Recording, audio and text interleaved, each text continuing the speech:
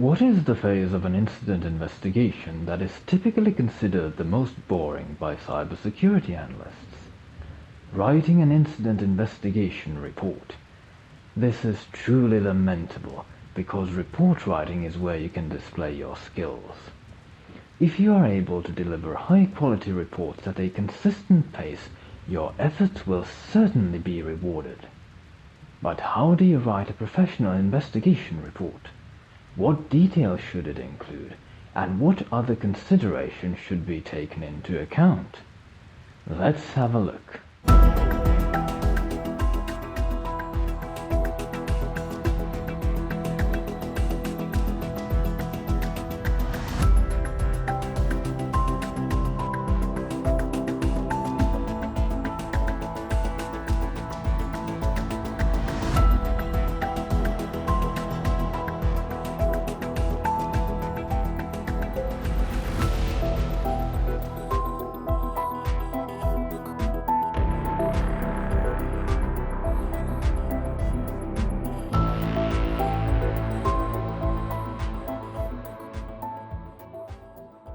Report writing is all about communication.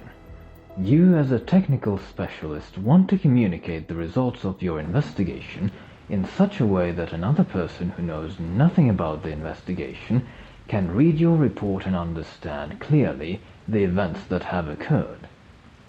To do this successfully, you need to know to whom you are writing the report. As a cybersecurity analyst, there are three groups of people to whom you need to be able to communicate clearly. Cybersecurity professionals, service desk operators, executives and business managers. As a professional, it is essential that you are able to communicate to other professionals within the industry. This often means your manager, colleagues, and Tier 2. Most security operations centers operate in shifts 24/7 throughout the year, and as a result, tickets have to be transferred. You are to provide sufficient information to your colleagues to continue the investigation from where you left off. Additionally, your manager reports to the organization, and thus it is vital that all the required information is readily available and easy to understand.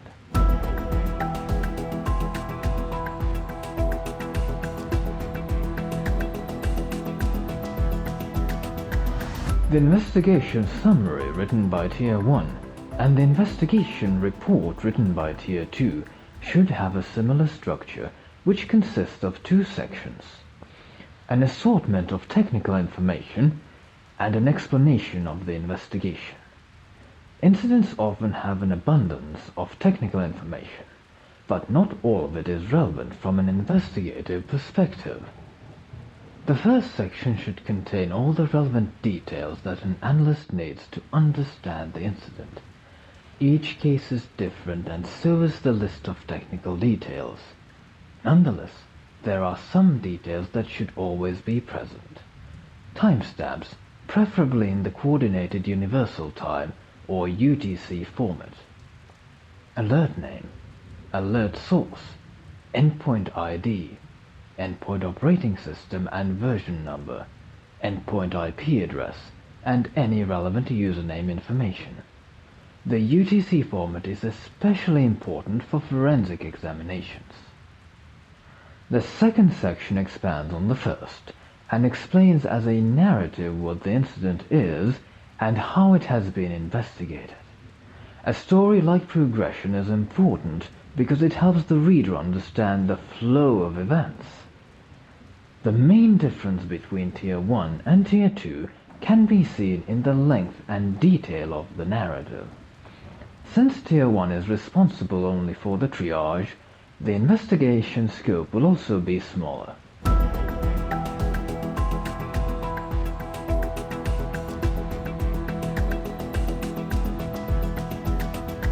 The summary should provide answers to the following questions. Number 1. What has happened? For instance, a malicious file with the name msa.dodlg.exe has been detected on the workstation of the business manager. Number 2. What conclusion has been reached? Based on the triage, the detection is a true positive. Number 3. What evidence can be presented to support this conclusion? The SHA-256 hash value matches that of an emoted malware sample and has been detected as malicious by 55 engines on VirusTotal. Number 4. Does the incident require a further analysis? The incident will be escalated to Tier 2 to determine what kind of malicious activity has been performed on the workstation and how did the incident occur. Remember to include the timestamp information for the escalation.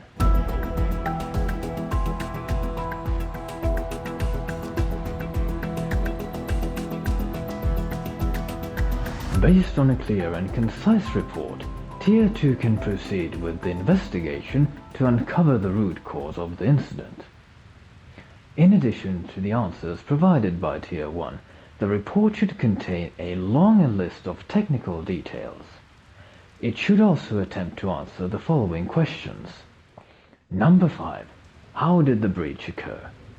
The business manager received an email with a malicious attachment, which he proceeded to open. Thus, the workstation was infected, and the threat actor gained remote access to it. Number 6. What remediation actions have been performed to resolve the incident? The business manager has been notified about the breach. The workstation has been isolated, the user account password has been reset, and all open sessions have been revoked. Number 7. Does the incident require further actions? The incident will be escalated to Tier 3 for an in-depth investigation to determine whether indicators of compromise exist elsewhere on the network. The incident may warrant re-imaging the workstation or replacing it entirely with a new one.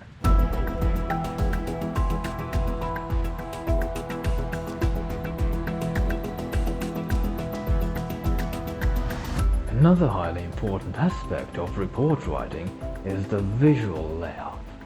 Readability is key. Cybersecurity professionals in general are more accustomed to unstructured information compared to other people, as they at times, for example, need to review log data in its raw form. Nevertheless, having clear visual separation and distinction between different elements makes reading much more convenient. Rather than having all of the technical details in one bulk, the data should be separated clearly and similar elements should be grouped together. This helps the reader immediately identify which pieces of information are related to each other. Using font styles such as italics or bold, as well as capitalization, can add emphasis or group elements together visually. They are also commonly used in various types of headings. It is also important that you choose your font carefully, focusing on the readability aspect. As you may have noticed, professional documents use rather plain and simple fonts.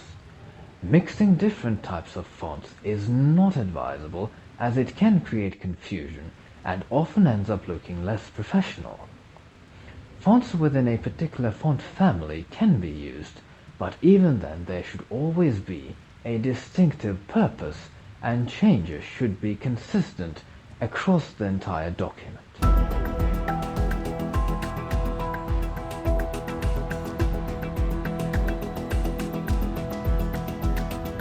As stated earlier, you must be able to communicate clearly to different groups. The aforementioned principles apply to each group. Notice, however, that although service desk operators are well versed in computers, they do not have a foundational understanding of cybersecurity concepts. Your report should reflect this.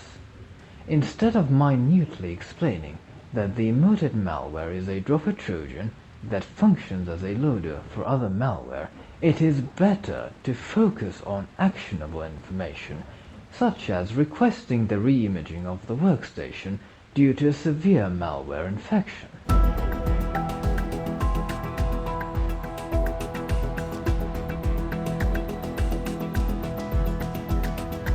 Executives and business managers are overseers and stewards of the corporation.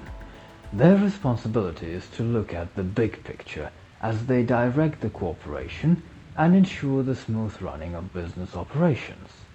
They are the decision makers. Even though many of today's business leaders are computer literate, they are regular users and do not have substantial understanding of how technology works under the hood. Technical details are irrelevant to them. What they care about is, how does this impact the business? Will there be financial losses due to it? What about reputational damage and other risks to the business? Keep the report short and limit technical details to a minimum. Focus on the business aspect and don't shy away from asking help from your manager or other senior members of the Security Operations Center. Remember that quality and consistency must go together. Be a professional who truly is a professional and let your work speak for itself. The holy word of God Almighty says, "Do you see a man who excels in his work? He will stand before kings. He will not stand before unknown men."